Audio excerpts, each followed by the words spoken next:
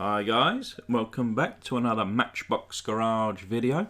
I'm Rob, and today I'm going to attempt to take this 1971 Volks-Dragon from shabby to shiny.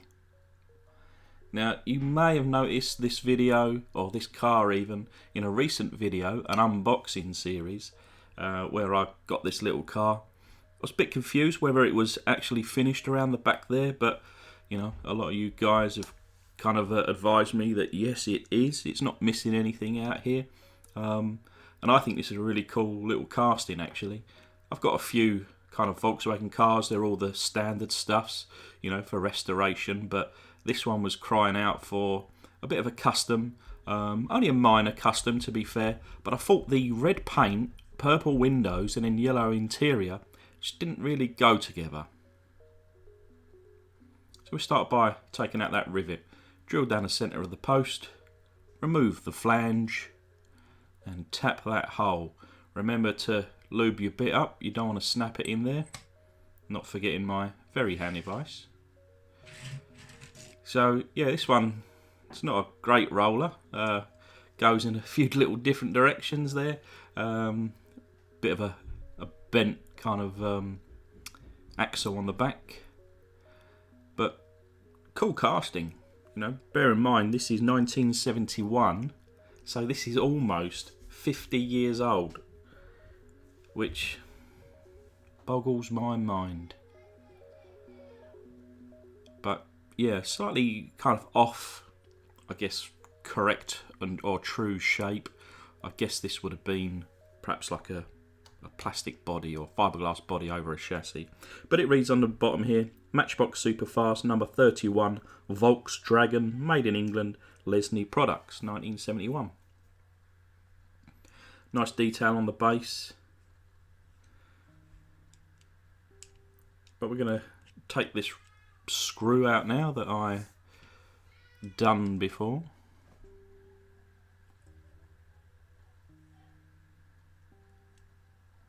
So you can see the headlights there, they kind of hold the front of the car in, which is quite cool. And for the first time, the interior is kind of set into the wheel suspension.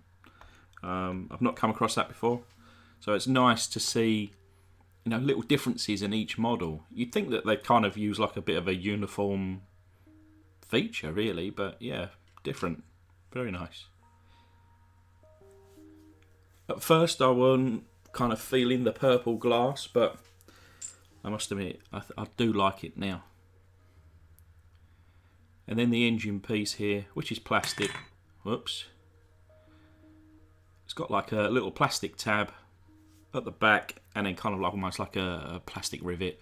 Just needed, you know, a little light drilling out, and we've got that piece out. So what we're going to do now is go to stripping.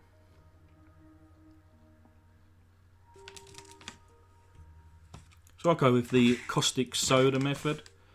Drop the casting there into some boiling water.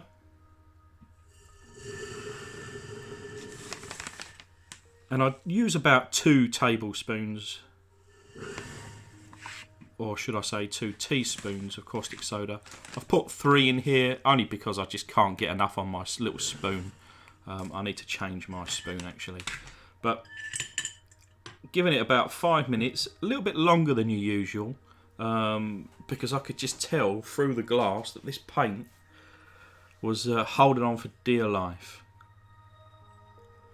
And perhaps if I did have patience and left it another 5 minutes, all of this would have come off, but kind of up against it for time at the moment, so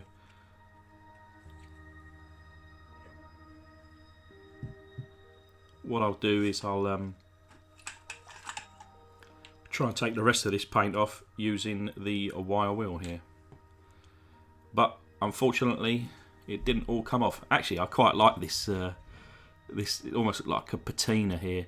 If I was doing perhaps one of my Mad Max cars, I would have left it like that. But no, get this paint remover on, put it to one side, and we'll play with the interior and base and wheels and such. So we've got the plastics there, just dunk it into some warm water, and I'm going to give this a going over with a little bit of metal polish too, the base there. And then I got the engine block. Just reaching for my chrome pen, which I think I've now run out, so I've just had to make another purchase. But here we are, liquid chrome. Great little tool. Certainly you should have it in your arsenal if you're going to be doing this. The windscreen here, if only my camera will focus. Good condition. Thankfully no cracks, no deep scratches, so that'll just get a little bath. And then the rear axle here you can see is very bent. And to be fair, it would have taken me all of 30 seconds to straighten that out, but I had a look through my little parts bin and it seemed these wheels would fit, certainly in the width wise and in the diameter. Cheers. Base come out looking very nice, so you can really see that there. Number 31, Volks-Dragon. Rear bumper. I'm not a lover of that rear bumper, but you know, it's part of the casting. So I'm going to just put a little bit of white on the headlights there, and then now that this is all tidy and clean, dunk it into my pledge. Give it a couple of little taps on a little paper napkin, and then I'm going to turn my attention through to the interior. I like this Citadel stuff. It takes all of 20 seconds to kind of cover an interior. I didn't want to paint the interior. I quite liked the yellow interior, but I just wanted to see a little bit of kind of depth and character in it, a little bit of realism, and this Citadel stuff certainly does the trick.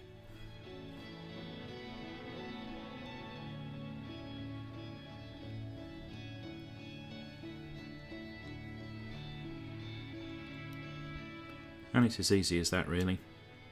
Put that to one side to dry. So we're back now to the casting. The paint stripper has done his job.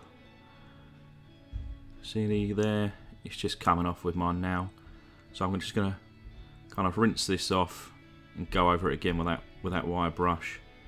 Now I've taken down a couple of the casting lines here. There was a casting line across the front of the car and also around the back. Now I do have some kind of, it was literally a line all the way across here. Now I've got kind of limited tools really for taking out these kind of casting lines. So doing this has made me kind of understand I need to buy some more, but I think it's come out very good. And certainly looking at the finished product, you can't see any of those lines now, so I'm quite happy. But we'll go to primer using the Tamiya. See, fine primer in white. Start by hitting up the inside of the car, trying to get all the angles. And I wonder whether this car are they running boards? Are they footboards? But because of that, yeah, there's a few awkward angles on this car that you certainly need to kind of try and grab, you know.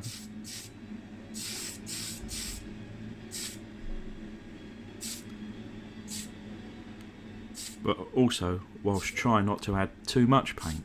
So it's a fun game, this one. So just to give it a little inspection, make sure I've got everything. And then, kind of in the light, you know, you can see that it looks pretty tasty. Now I'm going to be going with the enamel on this one, a yellow colour. I think it will be a nice contrast to the purple windows and of course the yellow interior. Now I did use this yellow. If you see a video a few videos ago, which was like an abandoned 4x4 race truck. It was my failed attempt for a build-off video with Nick's Toy Garage, and but I didn't want to waste that kind of car. Basically, what I did was I painted it in this yellow, which come out beautiful, hence why I'm using it again today. But what I did do was I went over with some acrylic clear, and of course don't put acrylic clear over enamel. You know, I learn something new every day, right? You know, I certainly don't, you know, I don't claim to be a professional. I'm just doing my hobby and showing you guys, you know, my results. But yeah, the yellow again, as you can see in that light, beautiful. So the interior now back into position with the wheels there. Put a little bit of chrome pen around the wheels just to make them look shiny. So I shall just place that over there. And now that everything's dry, it's the following day. The interior, good. The engine piece there, very good. Interior glass, very nice. Shiny. And the body of the car. I really like this yellow colour. It's got a lovely shine to it. And I'm just going to put it all together off camera for the final reveal. So as a little reminder of what she looked like. And the result. I like this little bug. The Volks-Dragon. Bit of a funny name. But I think it's cool. I think the, you know, switching out that rear wheel, lovely jubbly. Switching out the colour, lovely jubbly. Really like this one, and it's going to go well in my collection.